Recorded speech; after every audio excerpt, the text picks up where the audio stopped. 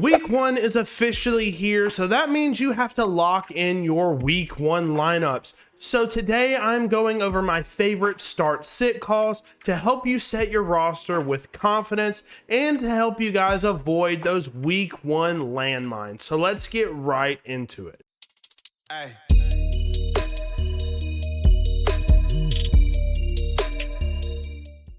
The first matchup that we're looking at here is the Dallas Cowboys taking on the Super Bowl champion Philadelphia Eagles. The Eagles are going to be at home for this one, and I do think the Eagles take this game fairly easily. When he played them last year, the Cowboys got blown out, so I do think something similar is going to happen. The Cowboys are entering this kind of weird rebuild. They just traded away Micah Parsons for picks, so I don't expect the outcome to be any different.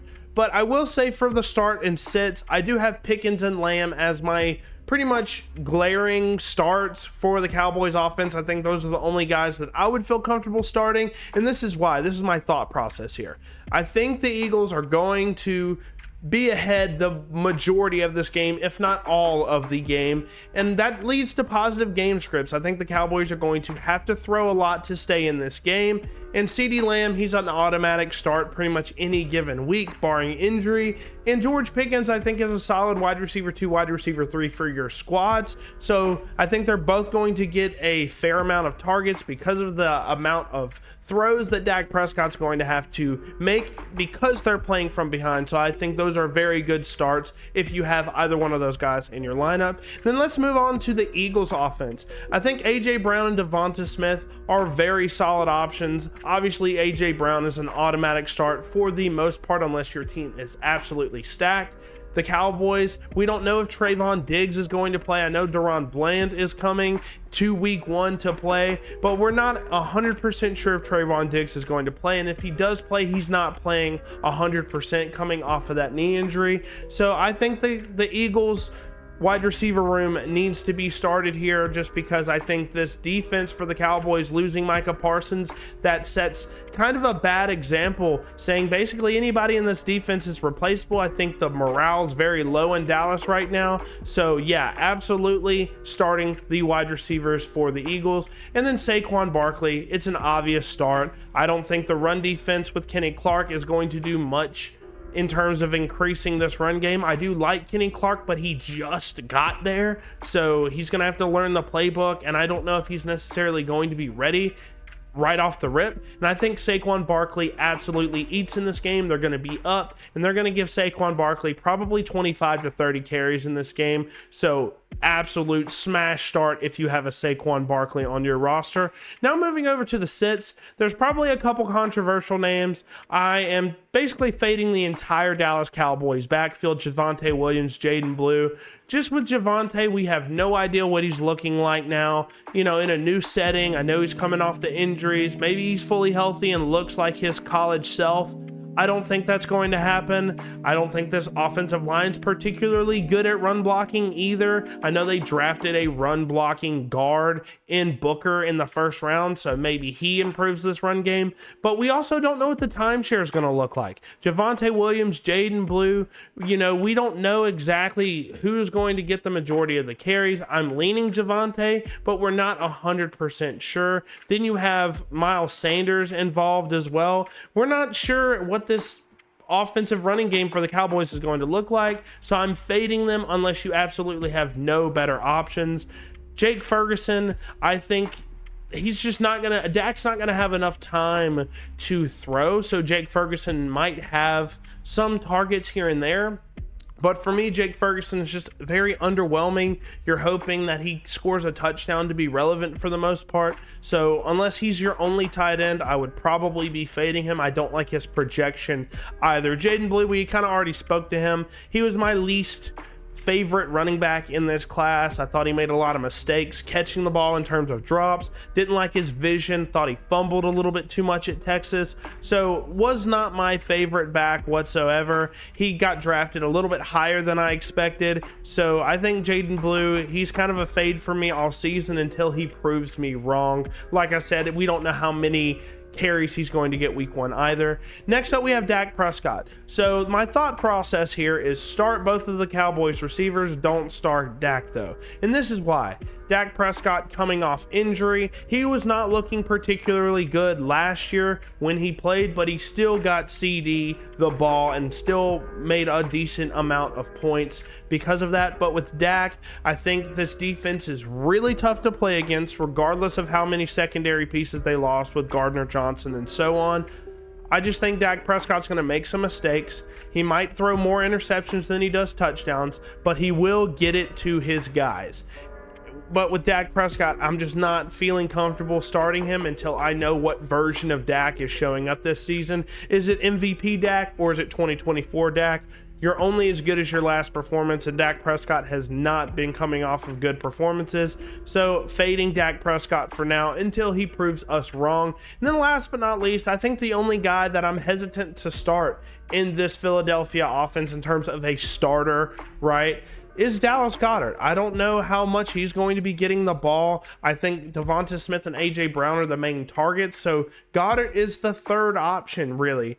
So I think Goddard's not going to get a lot of targets. He's older. He's already a little banged up from last year as well. He should be fully healthy, but we're not 100% sure. For me, Dallas Goedert is a fade. He's the third/fourth option in a run-heavy offense, so he's pretty much a fade for me all year. Let's go ahead and go right into the next game. Before we get further into the video, if you're enjoying the content, make sure to hit that like button, subscribe, and don't forget to hit that bell so you don't miss any of my future videos. Also, if you want access to my full Dynasty rankings, you can check out the Google Doc link in the description below. It's completely free to view, and if you want to talk Dynasty all season long with the community, make sure to join the Bobby's Big Board Discord. The link is in the description. All right, let's get right back to the video.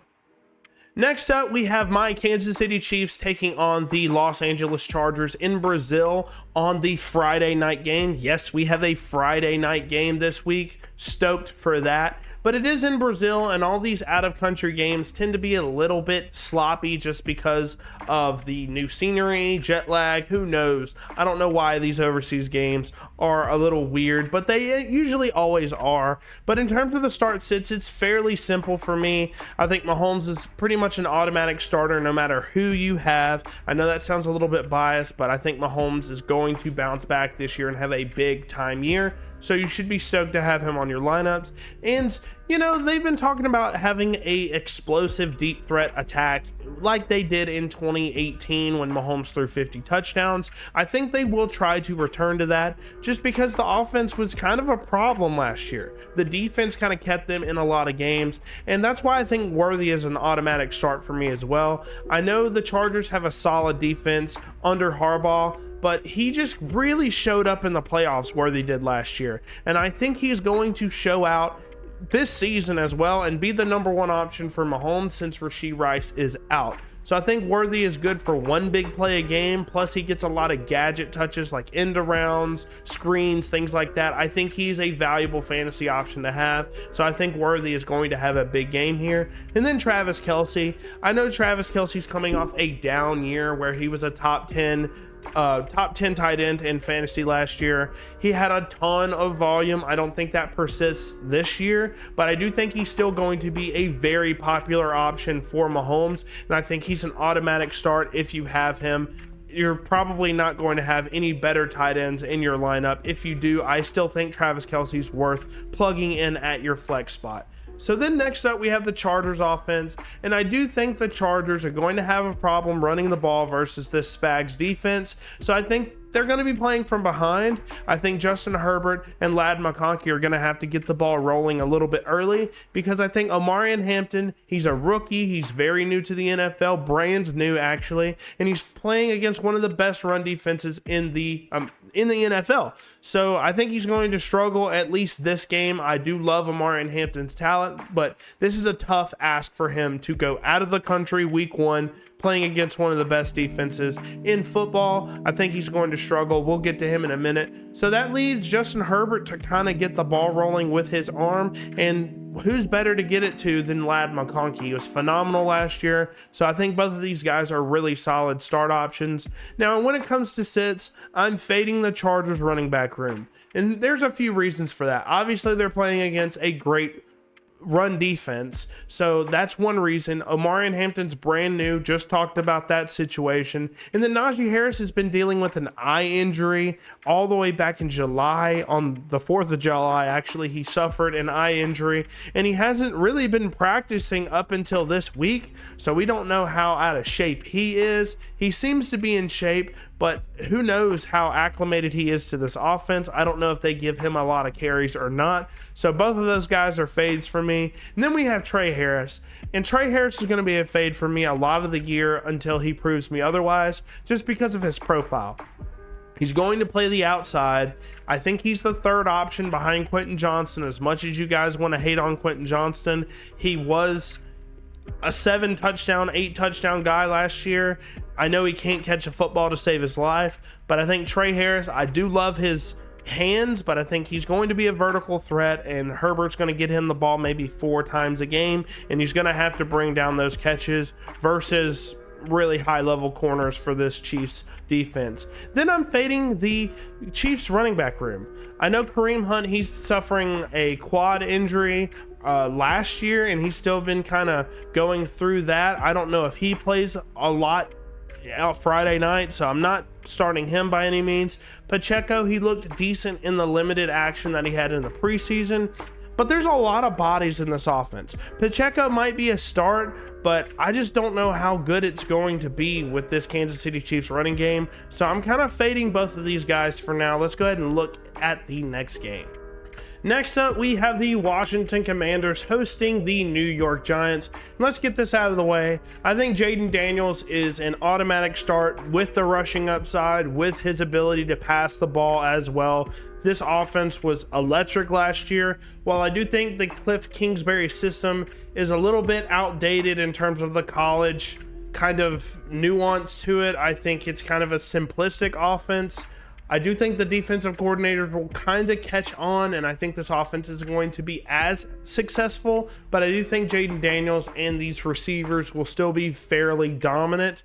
Now, moving on to Deebo Samuel and Terry McLaurin. Deebo Samuel, I know people say he's fat, old, slow. In the preseason, he looked the opposite of that. I really liked what he put on film in the preseason, and I think he's worth starting pretty much every single week, just because I think Cliff Kingsbury is going to design him touches. They're going to give him end arounds. They're going to give him screens. They might even hand the ball off to him in the backfield. I think he's got a ton of potential in this offense. Deebo is an automatic start for me. Then next up, we have Terry McLaurin. He finally got paid. I think he's an amazing receiver. He's put up 1,000-yard seasons with nothing. I think this offense is the best it's ever been. So I think Terry McLaurin's going to continue to dominate like he did last year. Now, one thing I want to say about Jaden Daniels, the secondary for the Giants isn't that great, but their defensive front, their defensive line is nasty. Emphasis on nasty. They're probably a top 3 defensive line unit in the NFL, so that is something to worry about with Daniels, but I think he's got the elusiveness to get away from those defenders. So for the Washington Commanders, they were a horrible pass defense last year. They were towards the bottom of the league in that. And I think Russell Wilson is going to be able to get the ball to Malik Neighbors a decent amount. Now, I don't have these guys on here, but Darius Slayton and Wan'Dale Robinson, I think those are solid flex options as well if you're in deeper leagues. But Malik Neighbors, I think he's the alpha number 1 in this offense. They're going to get him a ton of touches.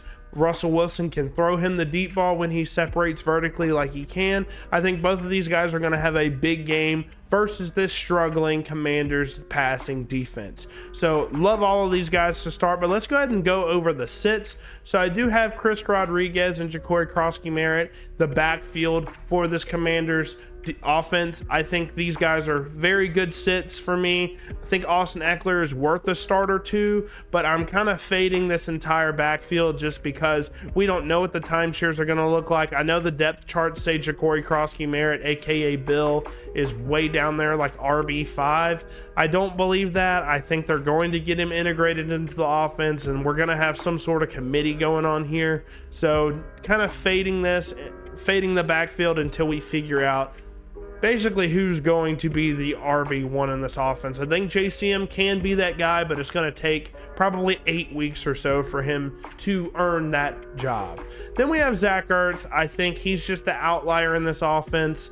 I'm just not a big fan with Ben Sinnott being there as well. We just don't know what Zach Ertz has at this point. He's a fade for me all year long until he starts putting together some good performances. And then the Giants backfield.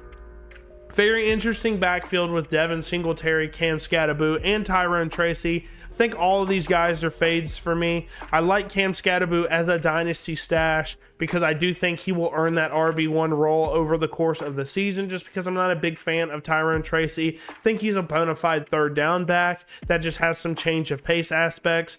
I just think we don't know what the timeshare looks like. I'm avoiding it as much as I can until one of these guys pulls ahead and wins the job outright.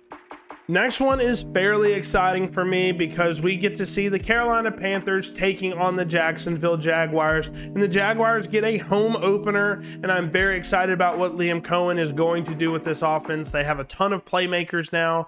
Trevor Lawrence has two very solid receivers to throw to now, so I think Trevor Lawrence is going to have a great day versus this poor Panthers team. I mean, they just don't have a lot of stars on either side of the ball. And I think the Jaguars win this game pretty handedly.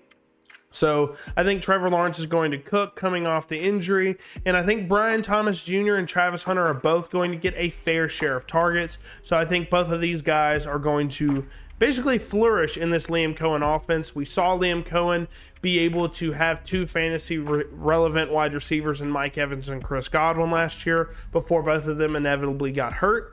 But with Brian Thomas Jr., he's amazing. He should be starting every single week for you. He was amazing last year as a rookie with Mac Jones and a struggling Trevor Lawrence under center. So very impressed with what he put on tape. He is a menace. And then they traded a bunch of draft capital to get Travis Hunter at the second spot. And they're primarily going to use him on offense. So Travis Hunter, he's going to be integrated into the offense. They're going to have design touches for him because they need production out of him for this trade up to be beneficial for them.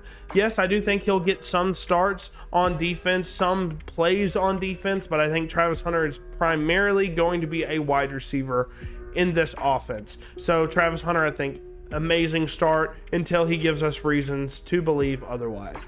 Then I do think the Panthers, they're going to be playing from behind. Not a big fan of the Jaguars defense. So Bryce Young and Ted McMillan, I think, are going to eat together. I think Ted McMillan, yes, he's an outside receiver, but I hope that they give him a lot of opportunities to play in the short to intermediate areas of the field because I do like his yak ability as a big, tall receiver. So Bryce Young looked amazing coming down the stretch last year after he came back from a benching. So I do think Bryce Young still has some solid magic in him, and the Jaguars aren't the best defense. So I think Bryce Young, great game. Ted McMillan is going to be the number one option for Bryce Young. Then we're going to go on to our sits. I do think the entire Jaguars backfield is a sit for me. Similar reasons to the Giants and the Commanders. We just don't know who's the primary option. I think Travis Etienne is the primary option, but they drafted Bashal Tutin. We'll see how this backfield ends up going. But all three of these guys, they could all get 8 carries apiece. One guy could get 15 carries. We're not sure. So I don't think any of these guys right now are consistent enough or somebody that I'd feel confident enough to start in my lineup. So all three of those guys are fades for me. Then we have Chuba Hubbard.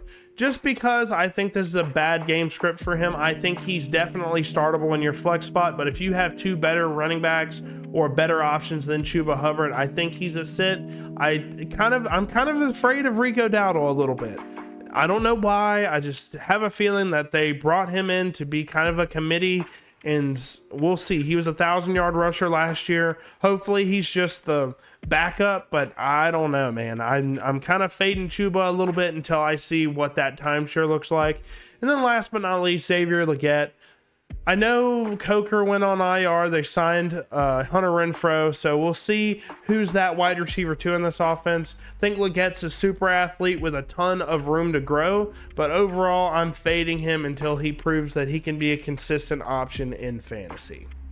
Next up, we have a very interesting matchup as the Pittsburgh Steelers go on the road to take on the New York Jets. And it's interesting because Justin Fields playing against his former team from last year in the Steelers, and Aaron Rodgers taking on his former team last year, the New York Jets. I think both of these quarterbacks have a lot to prove going into this game, and they both want this win probably fairly badly. But I think for the starts, I think the Pittsburgh Steelers defense is very solid. I know they lost Minkah Fitzpatrick, but they did get Jalen Ramsey, who's going to be one-on-one versus Garrett Wilson more than likely the majority of the game. But I do think Justin Fields, he knows this defense. He knows the tendencies of the defense. I think he will be able to exploit this. Even though I question his ability to read a defense, I do think he will be able to rush and get a couple rushing touchdowns maybe and get some fantasy points for us. And I think he's a viable start for this week. Same thing with Garrett Wilson. I know they already have some chemistry back at Ohio State, Wilson and Fields, so I do think he's the only option. He kind of reminds me of Vlad McConkey last year. He's probably going to get a bunch of targets this year because he's basically the only viable option in this offense at the wide receiver position. They desperately need another wide receiver or two. You know, they have Josh Reynolds, Alan Lazard. I mean, they just don't really have many options. I thought Malachi Corley might be that guy, but he got cut, so I think those are the only two valid options for the Jets.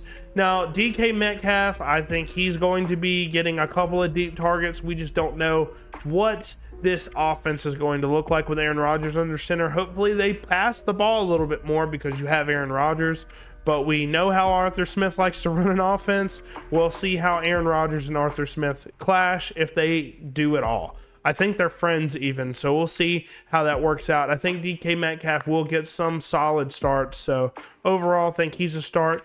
Then Jaylen Warren. Actually, a week ago, I had Caleb Johnson and Jaylen Warren swapped. And I thought that was because Caleb Johnson might win the starting job outright because I loved what he put on tape at Iowa. But Jaylen Warren seems to be like he's going to be the starting option, so I do think he'll catch the ball out of the backfield from Rodgers. He did check it down a decent amount last year with the Jets. So Warren, I think he's a valid option to start, even though I'm not a big fan of the player just because of injury concerns, limitations as a rusher. So we'll see how he does this year, but I do think he's worth a start this year. And then Roman Wilson. Didn't play at all last year as a rookie because of an IR placement early on in the season. I think he had a back issue. I'm not exactly sure what happened with him, but he finally is healthy. I think Aaron Rodgers is going to spam target him because he's the slot option. He's going to be the slot option and kind of target him similarly to how he targeted Garrett Wilson last year. And we'll see how talented Roman Wilson is. Obviously, you don't want to start him over, established guys. But if you're in a deeper league, I think Roman Wilson's a great start. So for the sits, Aaron Rodgers, he had a couple of solid games last year for the Steelers. But I think the Jets defense is just really good in terms of defensive backs. I think Rodgers is going to struggle. I don't know how much they pass the ball either in this Arthur Smith offense, so we will see. So Aaron Rodgers is a wait and see for me. I'm sitting him if I have any other options around his tier or above him. Then next up we have Caleb Johnson, a back that I loved coming out of Iowa, but in terms of all the things I'm hearing coming out of the Steelers camp, he is good, but Arthur Smith is making him earn his role, and he might not be able to start very much for us until week 4, week 5, but I do think he's the most talented back on this roster. Then I have Braylon Allen and Breece Hall. So we just don't know what the timeshare is going to look like here. We don't know if Braylon Allen's going to lead the team in touches this year. Breece Hall, I've heard some negative things about Hall this offseason, so we'll see who ends up getting this. RB1 role, or if they just roll with a committee all year. I do like Braylon Allen a ton as a breakout candidate, but like I said, we're just not 100% sure on who's going to be getting the targets. And from what I've heard, Isaiah Davis is going to be the third down back. So that takes away a lot of the passing volume for Breece Hall. And then last but not least, we have Mason Taylor. Not a big fan of Mason Taylor, not starting him whatsoever. Not a big fan. Next up, we have the New England Patriots taking on the Las Vegas Raiders, and the Patriots will be playing at home for this one. And right off the bat, I think Drake May is going to have a great game versus the Raiders. I don't think their defense is particularly scary. They lost Jack Jones to free agency. I think there's a lot of guys that they lost this offseason. I think Max Crosby's still there, of course, but like outside of that, there's not really much that scares me on that defense. So I think Drake May's going to have a day here. I think he's going to be able to get the ball out. The run game's going to be working as well. So I think with his rushing upside, I think he does finish as a top 15 fantasy quarterback. So very much in on Drake May this year. Next up, we have my RB2 in the draft class, Travion Henderson out of Ohio State. He was their second round draft selection, and I think he does everything well. I think Ramondre Stevenson, whether he is ahead of him on the depth chart or not, Travion Henderson is that dude. He is that explosive. He is that good at everything. I think barring injury, Travion Henderson will be a fantastic fantasy option for you this season. No-brainer start for me against the Raiders defense. Next up, we have Kyle Williams, who maybe is a guy that you're not going to start unless you're in deeper formats, but if you have him in Dynasty, you should be absolutely smiling ear to ear, because I think he's going to emerge as the wide receiver one in this Patriots offense by the end of the season. That was one of my hot takes going into the season. Kyle Williams, very talented. I think Drake May and Kyle Williams are going to have a great relationship this year. Next up, we have Brock Bowers for the Raiders. Obviously, a generational tight end season last year as a rookie. Smashed a bunch of rookie records at the tight end position. Led the league in targets, I believe, last year. So Brock Bowers, I think he does regress slightly because they did bring in some pass catching competition. But overall, I think Brock Bowers still finishes as a top 5 tight end, and it's a no-brainer to start him pretty much every single week in your tight end slot. Then last but not least, Ashton Jeanty. He's going to have a ton of carries this year, I think. They have no one behind him outside of Raheem Mostert. I think Ashton Jeanty is going to have 20 to 25 carries this game alone. And while I do like the Patriots defense, Ashton Jeanty is going to eat, and we'll see how consistent he is with those carries. But he's just a start, plain and simple, just because of the amount of volume that he's going to be getting. Then for my sits, we have Geno Smith. I'm not a big Geno Smith guy.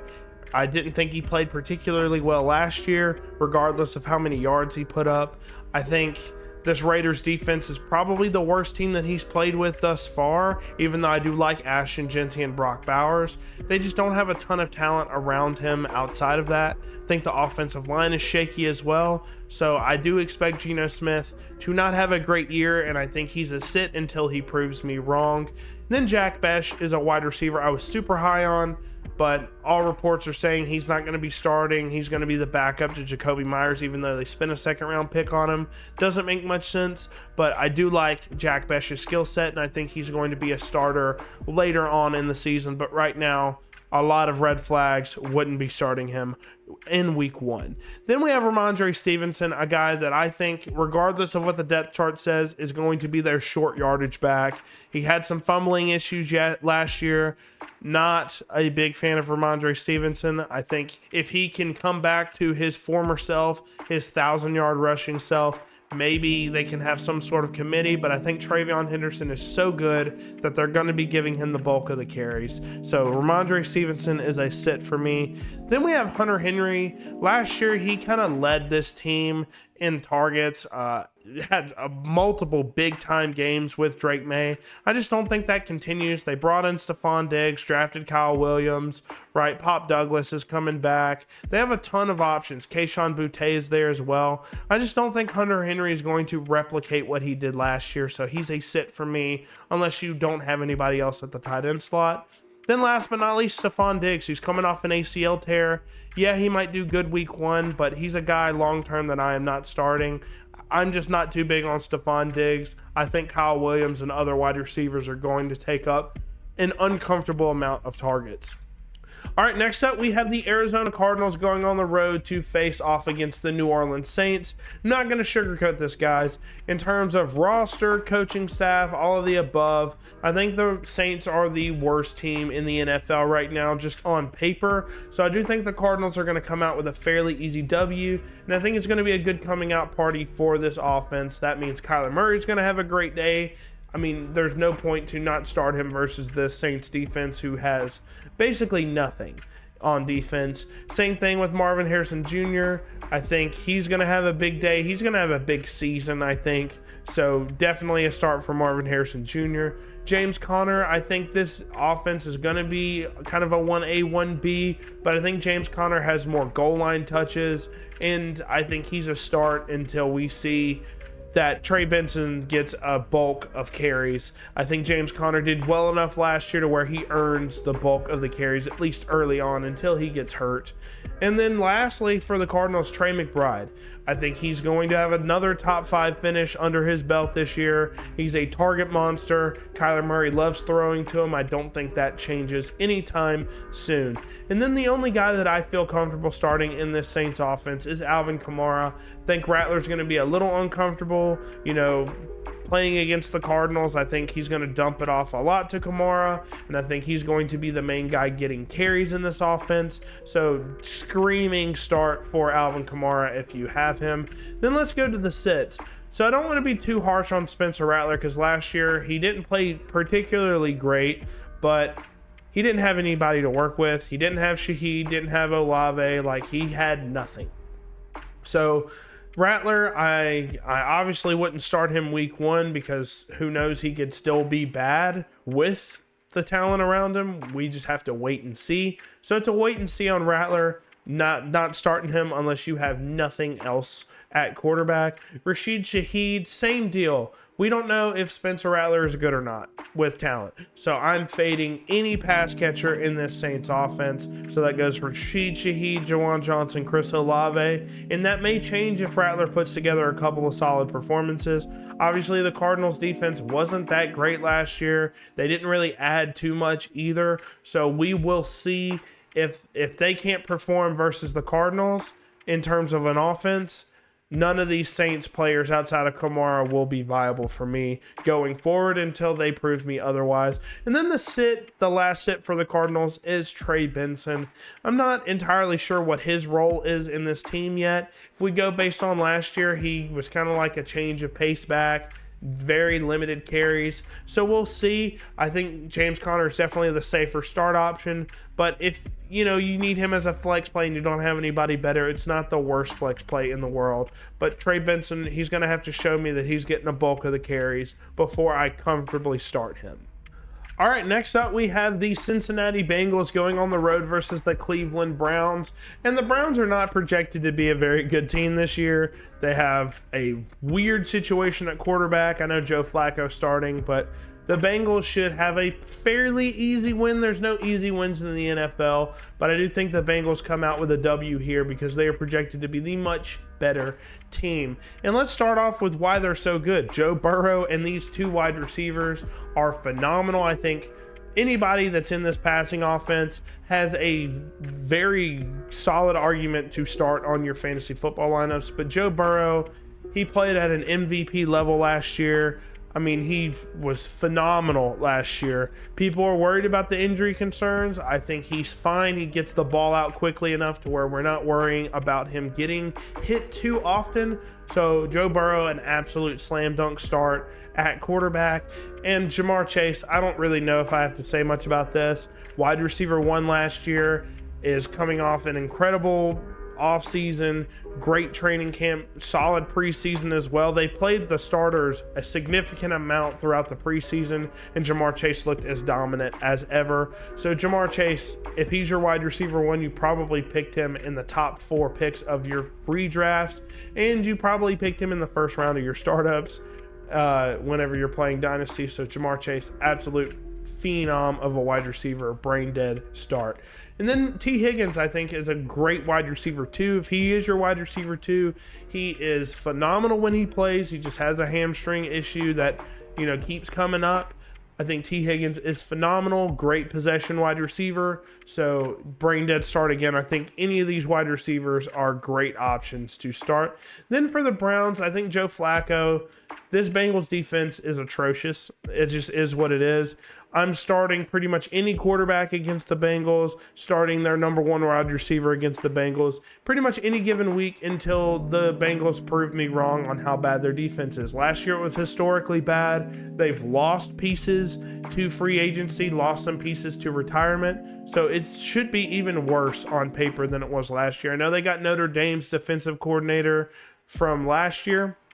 He took that team all the way to the national championship. So maybe a coaching change helps this team, but I highly doubt it. So Joe Flacco and Jerry Jeudy are very good options for me. I think Jerry Jeudy can have a big day, and Joe Flacco, for whatever reason, can make those wide receiver ones pop. We saw him do that with Amari Cooper a couple years ago. So yeah, Joe Flacco, Jerry Jeudy, must starts, I think, unless you have better options at quarterback.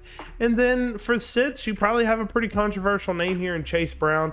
I'm not a big Chase Brown guy. I think he was only fantasy relevant because of the dump offs that he got. I just think he was painfully inefficient last year. I am a Chase Brown hater. I'm just going to say that plain and simple. I know there was a report that came out that said they're tooling the offense around him. I promise you, when you have a quarterback that is as good as Joe Burrow and a wide receiver tandem that is probably one of the best in the NFL with Jamar Chase and T. Higgins, you are not going to tool the offense to shift from those guys to a fifth-round running back that you drafted last year. That's just not going to happen. I'm sorry. I'm not buying into that at all. I think Chase Brown is a big fade for me. I wasn't in love with the film either, but he will probably prove me wrong. We will see. Mike Gesicki's another guy. I'm just not so sure of what this tight end dynamic. I know they signed Noah Fant as well to this offense, so Mike Gesicki, he wasn't very relevant when T. Higgins was on the field. And T. Higgins is healthy now, so I just don't think Gesicki is going to be a consistent option at tight end, at least for now. And then same thing with David Njoku. I don't know who's going to get the bulk of the targets here. Maybe Njoku's fine if that's the best thing you have at the tight end position. But I just don't foresee Joe Flacco just spreading the ball around to everybody. I think he's going to just spam target one guy like he's done in the past. And that's why I'm fading Cedric Tillman as well. I think Cedric Tillman's just not a great receiver, really. I just don't think he's fantasy relevant. I know he had some big weeks last year, but definitely inconsistent. I think Jerry Jeudy is the only guy outside of Harold Fannin Jr. who I think can be a very solid starter at the tight end position, at least at some point this year. But Jerry Jeudy and Fannin are probably the only guys that I would start at some point in this Browns offense until they prove me wrong. And then Dylan Sampson. I think Jerome Ford is going to be very annoying for Dylan Sampson owners in Dynasty, just because I'm just not a big fan of Dylan Sampson. I think Jerome Ford has earned the RB1 role while Judkins is out. I know Judkins is signing soon, but I think Sampson is just a change of pace guy that maybe can catch the ball out of the backfield sometimes, and I think Jerome Ford, he's going to be the RB1 that's getting the workhorse carry, so Dylan Sampson should not be a start for you week one. Next up, we have the Dolphins going on the road to the Indianapolis Colts. And guys, I think there is a very big breakout star that's going to emerge in this game. But let's go ahead and talk about the Dolphins real quick. The Colts defense is just not very good. It wasn't very good last year as well. And for whatever reasons, the Dolphins are not projected to be a very good team at all. I think they're offensively are going to be a great team. I like what they added to the defense as well. So Tua, I think, is a great starter. He was great when he came back from the injury outside of a game or two. And I think this offense might return to its 2023 ways. Tyreek Hill is healthy. I know he wasn't named captain, so we'll see about what his mental looks like this year. But Tyreek Hill is a must start, I think. Jalen Waddle as well. I think this offense can be explosive with Tua back fully healthy. So love those starts for the Dolphins. And then we have Jonathan Taylor. I think he's going to still be the workhorse running back. They haven't really changed anything. I know they drafted DJ Giddens. Not really a big fan of him since he showcased some not great things in the preseason. I did like what he showcased on film at Kansas State, but definitely underwhelms me in the preseason thus far. So I don't think nobody's challenging for the RB1 role or any of Taylor's touches. I think he's still the workhorse in this offense. Then Tyler Warren, he's the breakout candidate that I'm talking about. I think he leads the Colts in receiving yards this year, and I think he's going to be a PPR stud at the tight end position. I think he could finish sneakily as a top 3 tight end in the NFL and fantasy this year. So Tyler Warren, I think, is a must start, and you should be stoked to have him on your rosters. Then for the sits, we have Daniel Jones. I just did not like what I saw on film in preseason for Daniel Jones. I thought Anthony Richardson outplayed him, but I think the reason he got the nod is because he can read defenses better, he can adjust protections better, and that's probably why they went with him, even though he doesn't have the physical tools that Anthony Richardson has. I still think he's a sit just because of how underwhelming he was in the preseason. So same thing with Michael Pittman. I just don't think Daniel Jones can reliably hit these guys consistently. Outside of Tyler Warren, I think Tyler Warren will get the schemed touches. Michael Pittman Jr., I just don't think he's going to be reliable with Daniel Jones at quarterback. And Josh Downs, I think, is a guy that can get production, but he's been dealing with an injury for a while over the past month. So I don't know if he's going to be 100% for week 1, but usually I would start Josh Downs if you have him as a flex spot. So then we have Devon Achane. I am just not 100% sure if he's healthy or not. And I think, obviously, if he was 100% healthy, you'd start him versus this Colts defense. But I don't think he's 100% healthy, and I think he might underwhelm people week 1, and he's going to have to wait till he gets 100% healthy to wow people again, because he's fully reliant on his explosiveness, and I don't know if that explosiveness is going to show up while he's hurt. Then last but not least, Darren Waller. He's been dealing with some injuries as well. I just don't think he's going to be the guy here, so I am fully off on Darren Waller this year. He's been retired for a couple of seasons now, right? I'm just not. I think he's still rusty. I just don't think he's going to be reliable for us in fantasy this year on top of the injury. So off on Darren Waller completely. Next up, we have a little NFC South matchup between the Tampa Bay Buccaneers. They're going on the road to play the Atlanta Falcons. And while I do think Baker Mayfield will have a great game, I'm just not quite sure who he's going to be passing to a majority of the time. I know Godwin is out. I think Igbuka can be a start, but I'm just not quite sure who he's going to be going with, right? I know it's Igbuka, Mike Evans, and they got another guy coming in as well because McMillan's hurt. So we'll see. I just don't know who the reliable pass catchers are going to be in this offense, but I do think Baker Mayfield has a good game. But the guy that I really cannot stress enough to be on this offense to start is Bucky Irving. I think this Atlanta Falcons D-line, I know they drafted 2 edges, but they are coming into the NFL week 1. Edges notoriously start slow throughout their first season or 2, and they lost Grady Jarrett, who was a great run-stopping D-tackle / edge. I think Bucky Irving's going to go wild in this game, so definitely starting Bucky Irving, no-brainer here. And then Bijan Robinson, he's just I think he has a good chance to finish as the RB1 this year. I think they utilize him a lot better than they have in years past, and I mean, he gets all the passing game work. They haven't drafted anybody to change that. So Bijan Robinson, he is my pick to probably finish the RB1 this year. So Love starting him. You've probably picked him top 5 in your redraft leagues, and you're stoked to have him on any of your dynasty rosters. Drake London, he's my pick to finish as my wide receiver 1. I think he is a dark horse to finish as the wide receiver 1. So I do like the Falcons offense. Obviously, I think they'll score a ton of points. Drake London, ton of talent. He was targeted a bunch with Michael Penix, and I don't know if that changes. So I think he is, if you're having him as your wide receiver 1, I think Drake London is a phenomenal option to start. Then we have Kyle Pitts. Guys, I've heard it for 3 straight years. It's his year, it's his year, it's his year. I think this might be his year, guys. We'll see. I think Kyle Pitts is a start option for you if you have him at your tight end spot.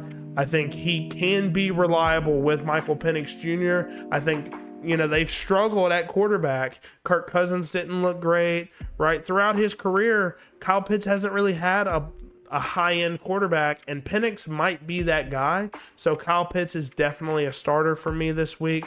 Then for the sits, I think Rachaad White is a pretty easy sit. I know some people like him as a pass-catching option. I think Bucky Irving can catch the ball out of the backfield pretty well. I don't think Rachaad White is going to be fantasy relevant this year, unfortunately. Mike Evans is a guy that I'm not quite sure if he's going to be a reliable option this year. I know 1,000 yard every single year. I think this might be the year where it finally ends. I don't want to hate on Mike Evans. He's a phenomenal receiver, but age beats everyone. Father Time is undefeated, so we'll see what he does this year. Emeka Egbuka, he's the only guy that I really question to be on the sit list because he could absolutely be a PPR stud, but I do think this might be a shootout, so one of these receivers is going to get on the board. In all honesty, Egbuka could be on the start side, but like I said, I'm just not quite sure who's going to get the predominant targets in this offense. I think Egbuka can have a solid game, but I just think there's better options. If you have a better option than Egbuka in terms of projections or anything like that, I'm probably starting them over Egbuka. And then Cade Otton, he has been kind of inconsistent at the tight end position. Even when they had no wide receivers healthy, he was still inconsistent with Baker Mayfield, so we'll see what he does this year. I'm fading him at that position. And they lost Liam Cohen, so I don't know what this offense is going to look like without him. Hopefully it's still good. I think Baker Mayfield will still flourish. And then for the Falcons, I am sitting Darnell Mooney. No hate on Mooney, but I just don't know I don't know how reliable the wide receiver 2, wide receiver 3 in this Falcons offense is going to look like. But Drake London, I think, is the alpha, and he's going to get the majority of the targets in this offense. All right, now we're looking at the Tennessee Titans going on the road to play the Denver Broncos. And I do think the Titans defense is pretty subpar. I just don't think there's a lot of people that scare me on that defense. So I think Bo Nix in this passing unit is going to have a big day. I think I like all of the pass catchers in this offense for the most part.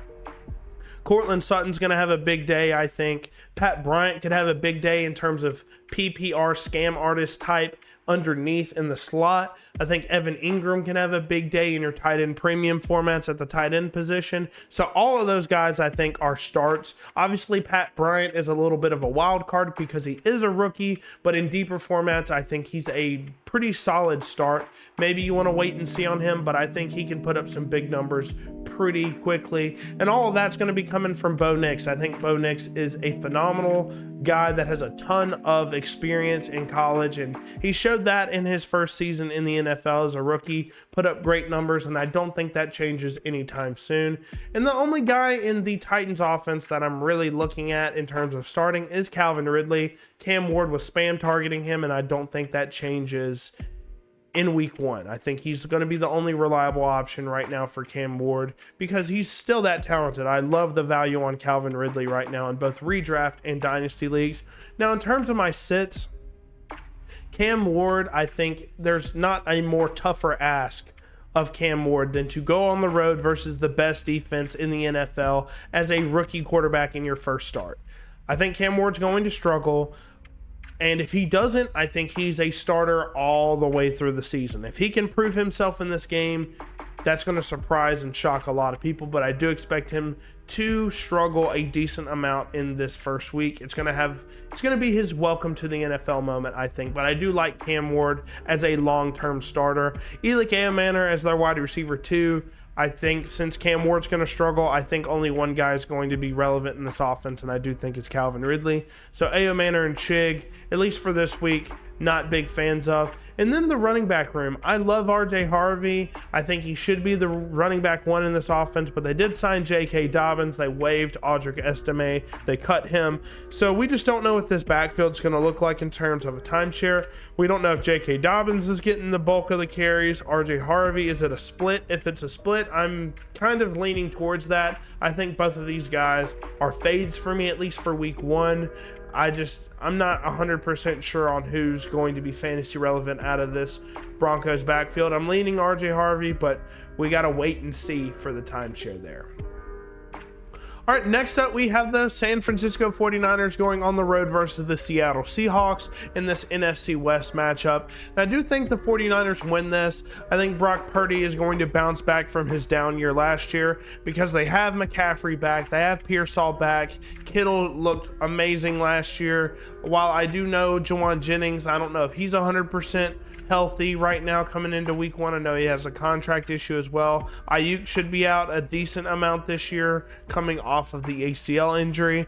Now, I think Brock Purdy can still manage with the talent that they have around him right now. This offense is built on the run game, and with Christian McCaffrey, their workhorse, back from injury, I think Christian McCaffrey has a big game as well. Pearsall, I think, is very startable since they don't have a lot of receivers right now that are healthy. I think Pearsall should come in there, be the number 1 option off the rip. And I do like Ricky Pearsall's outlook going into this season. And same thing with Kittle. I mean, if Kittle is healthy, he's going to be a top 5 tight end pretty much every single year now. So Kittle, even at his age, I think he's still dominant. He can still put up a bunch of really good performances. So I think him as your tight end 1 in Dynasty or redraft is a very good spot to be.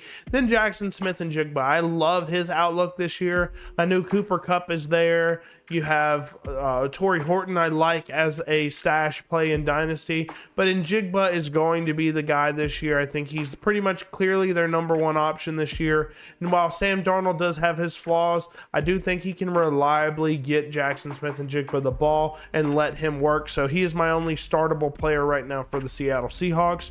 Then if you move on over to the Seahawks, I don't love Sam Darnold this year. I just don't.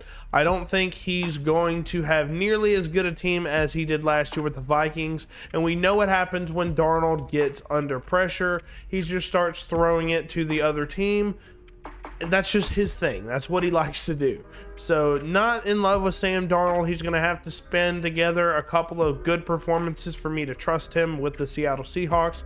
And with Kenneth Walker, I'm on record to say Kenneth Walker might be the most talented rusher of the football in the entire NFL. But injuries, man, injuries have really hurt him in his career thus far, and he's been hurt a lot of the preseason and offseason as well. So I'm just not comfortable starting Kenneth Walker right now. I just don't know what he's going to look like. I'd rather start Zach Charbonnet over Kenneth Walker. I know that sounds crazy, but for week 1, I'd lean towards Charbonnet.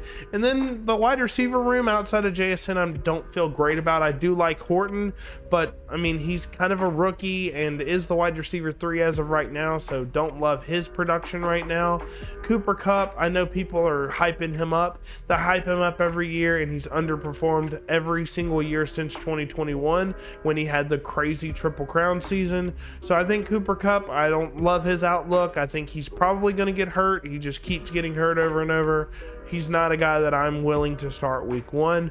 And Elijah Arroyo, their other guy as well at tight end, not starting any of the tight ends for them either. Just Sam Darnold, I just don't think he's going to be able to produce multiple fantasy relevant players. And I think Jackson Smith-Njigba is the only guy that I'd feel comfortable starting.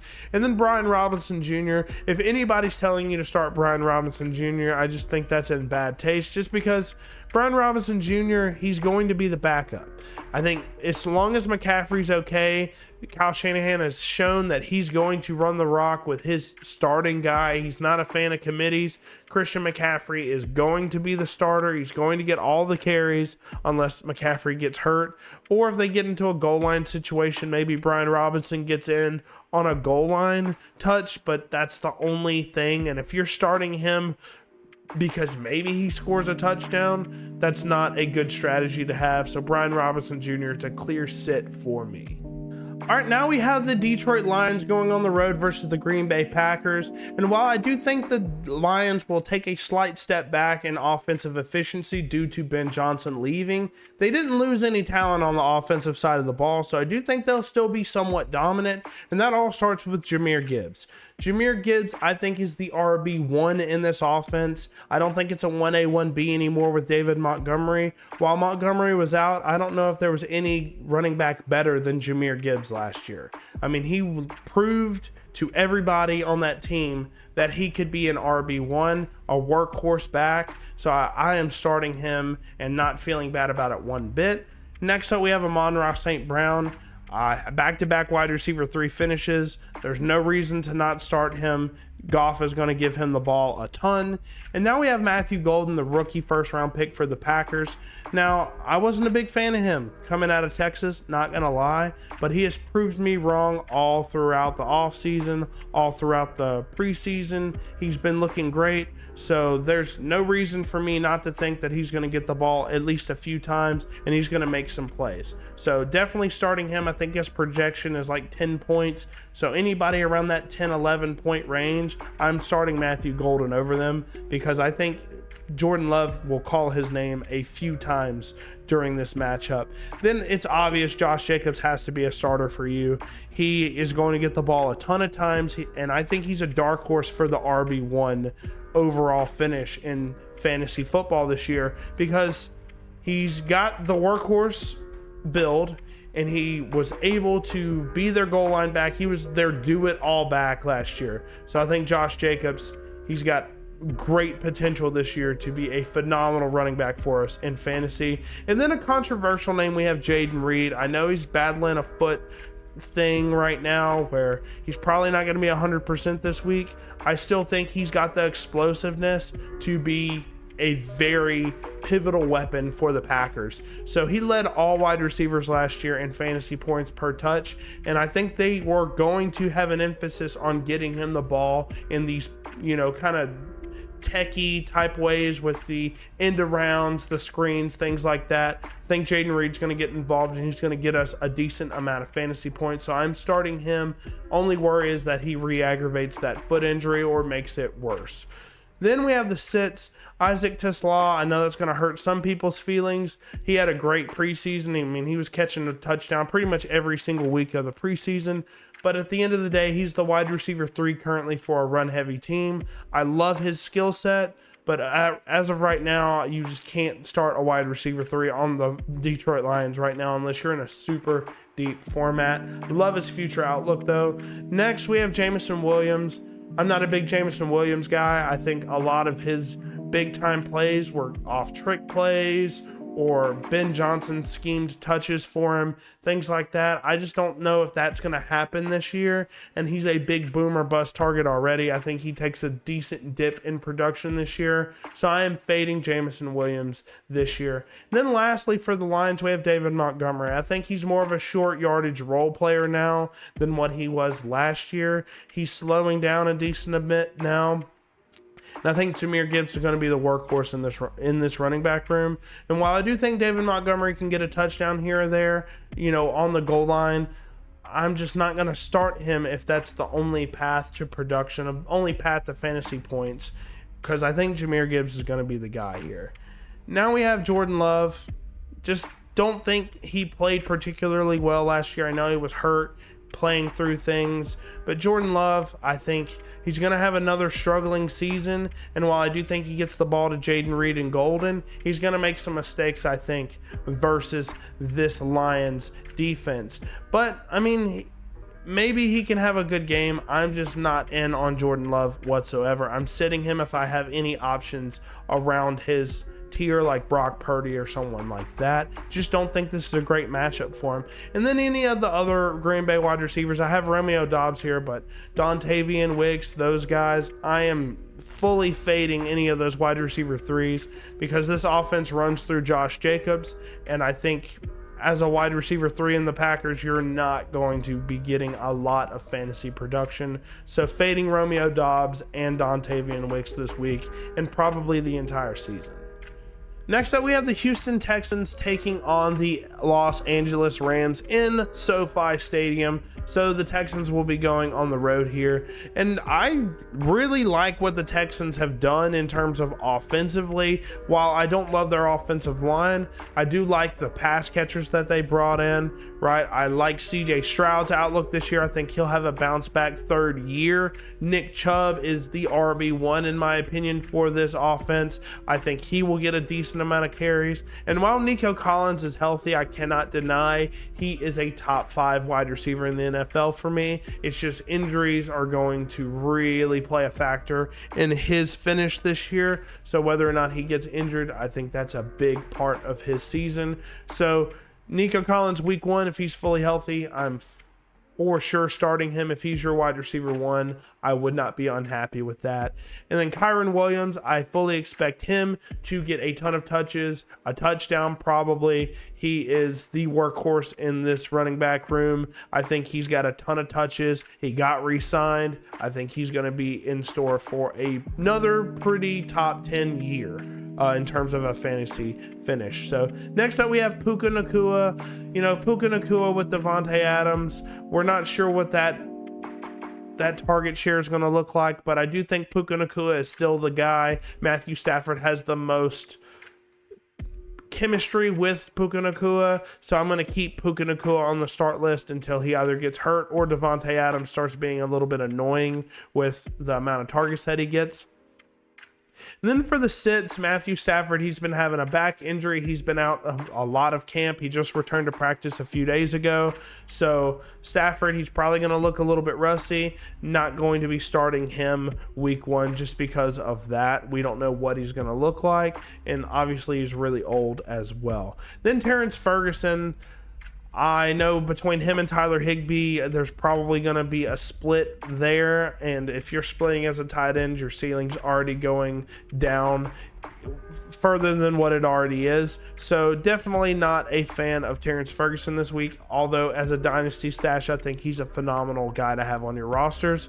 Then for the Texans, Christian Kirk, not a big fan of him as the slot option. I like Jalen Noel more as the slot option. While I do think he'll get a few targets, I just don't think he has what it takes anymore after the injuries to be a consistent fantasy option anymore. Dameon Pierce, same thing with Woody Marks. I think Nick Chubb's going to get the majority of these carries, and if he doesn't, it's going to be some sort of committee, and that means none of the backs are going to be fairly relevant outside of a touchdown, which you don't want to be betting on touchdowns like I've said earlier. And then Dalton Schultz, I just don't think he's a great tight end in terms of consistency, so I wouldn't start him. If he's your starting tight end, you probably need to worry a little bit. Next up, we have the Baltimore Ravens going on the road versus the Buffalo Bills, 2 of the best teams in the AFC, and I do think the Ravens will get this done. They are my pick for the Super Bowl champions this year. Their roster is just stacked from head to toe, and I think Lamar Jackson is going to have a great game this week. And same thing with Derrick Henry. I think they're going to live through the run game as they did last year, and I think both of these guys are no-brainer starts every single week. Obviously, I think Lamar Jackson has a very good argument to finish as the QB1 back-to-back years, but then you have another guy who's always in that QB1, QB2 conversation, Josh Allen. Both of these quarterbacks, no-brainer starters. They both have phenomenal rushing upside. Josh Allen can get you 60 points if he needs to. He is that good. And for James Cook, I think, I was a hater of James Cook all off season just because of the contract situation. I was telling you guys to fade him over and over. He gets the deal done, and while I don't think he's going to have as good of a season as he did last year just because of the touchdown anomaly, I do think he's still solid enough to start as your RB2, so definitely think he's a good starter here. Keon Coleman, they didn't have a great pass offense last year, pass defense, the Ravens didn't last year. So I think Keon Coleman can get open and be relevant as the wide receiver one. Yes, I said that. The wide receiver one for the Buffalo Bills. So definitely think Keon and Josh Allen will have a great year. A lot of chemistry growing there. And then in terms of the sits, I think Khalil Shakir, he's lived out his lifespan as a wide receiver one for the Bills. I think he's kind of like a Wan'Dale Robinson. I think that's kind of like what his ceiling is right now. A guy that's going to get you 5-6 targets. 5-6 catches for like 50 yards or so, maybe the touchdown here or there. So he's just not a guy that I'm going to consistently target here. Same thing with Josh Palmer. I don't believe in him at all as a fantasy relevant option. He might get you a game here and there, but definitely not one that's going to be consistent for me. And then all of the Ravens pass catchers. I think the Ravens are going to be up a decent amount of this game, so they're just not going to pass the ball very much. And you saw that last year, Zay Flowers, all of these guys really suffered because why would they pass the ball when they're always up in these games and you have Derrick Henry and Lamar Jackson that can run the ball like no one's business? So I do think Zay Flowers is going to have a down year. DeAndre Hopkins might be cooked at this point, and Mark Andrews is only going to be relevant if he catches a touchdown, which is pretty much what he's been the past couple seasons now. All right, last but not least, we have the Monday Night Football matchup between the Minnesota Vikings and the Chicago Bears. The Vikings are going on the road to play the Bears, and I am a big believer in the Bears this season. Ben Johnson is now the head coach. I think this offense is going to take a massive step up from what it was last year, and that's why I have Caleb Williams, DJ Moore, and Rome Odunze as starts. I think this offense is going to be explosive. I think Caleb Williams is going to have the first Chicago Bears 4,000-yard passing season with the extra game, of course. So yeah, I think this offense is going to be great, even against this very solid Vikings defense. Caleb did decent against the Vikings defense last year, despite having some really poor play calling. So I think he's only going to do better this year. But I think all three of these guys are no-brainer starters. I think DJ Moore has very good value in both redraft and dynasty right now. And Rome Odunze, if you have him on your roster, you should be very happy because I think he could be the wide receiver one in this offense this year. Then obviously I know Justin Jefferson's dealing with some hamstring tightness throughout the past couple weeks, but I fully expect him to be 100% week one. And while JJ McCarthy is a big question mark, Justin Jefferson has been relevant with any quarterback that Kevin O'Connell has thrown at him. We're talking Nick Mullins, Josh Dobbs. It doesn't matter. Justin Jefferson, with all those quarterbacks, he still leads all receivers all time in receiving yards per game. So Justin Jefferson, he's my pick for the best wide receiver in the NFL. Justin Jefferson is a no-brainer starter all day. Same thing with TJ Hawkinson. I think JJ McCarthy might use him as a safety net this year. So as long as TJ Hawkinson is fully healthy, I think he is a very good option for your tight end one slot in fantasy. Then we have the sits. Now, JJ McCarthy, I'm a big believer in. I am. Plain and simple. Kevin O'Connell, his system has been very kind to quarterbacks in the past. I think he's one of the better quarterbacks that Kevin O'Connell has had. I think it goes maybe Kirk Cousins, Sam Darnold, now JJ McCarthy, but we're not 100% sure on how good JJ McCarthy is yet. He's coming off an injury. I think he is good, but there's still some question marks to be had, so I'd rather sit and wait on JJ McCarthy before I actually start him.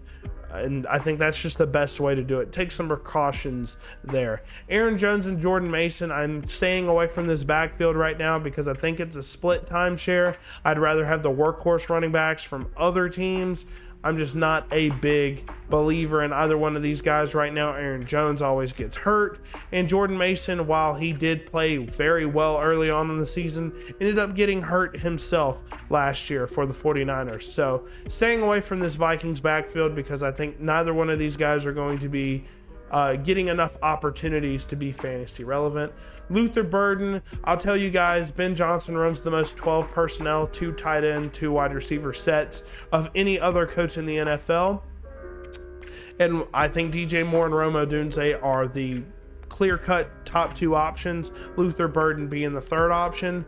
I think they're not going to run that many 3 wide receiver sets, which limits Luther Burden's ability to play a lot of snaps. And then last but not least, we have DeAndre Swift.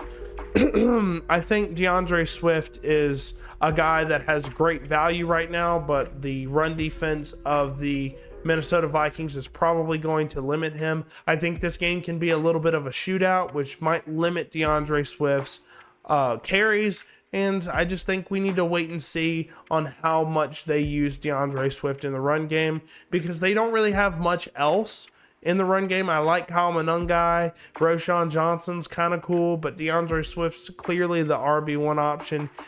I just don't know how much they're going to be running him if this game ends up being a shootout like I suspect. Hey.